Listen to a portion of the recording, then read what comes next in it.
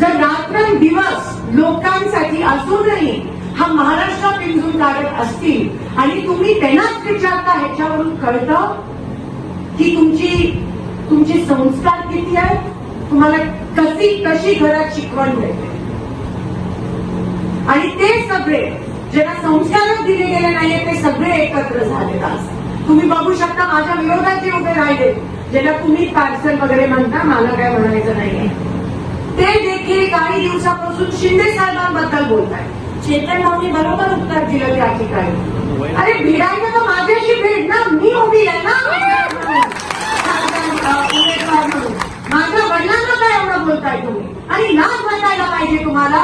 ज्या माणसांनी संघर्ष केला, तुमची पावती नकोय, सगळं सोलापूरला माहितीये की या माणसाचा संघर्ष काय ते. तुम्ही कोण येऊन आम्हाला सांगता? लाज वाटायला पाहिजे असं बोलायला. मी कधी कोणाच्या त्यांच्या वडिलांवर किंवा दाराने करता, आपण सुसंस्कृत लोक आहोत म्हणून मला इलेक्शन पण त्या पातळीला घेऊन नाही जायचं.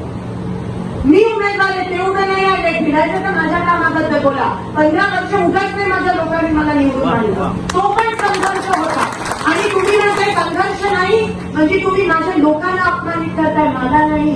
कारण का आमची लोक कामाला बघूनच निवडणुकीत मतदान करतात, दुसरी गोष्ट कोणती गोष्ट बघत नाही त्या ठिकाणी.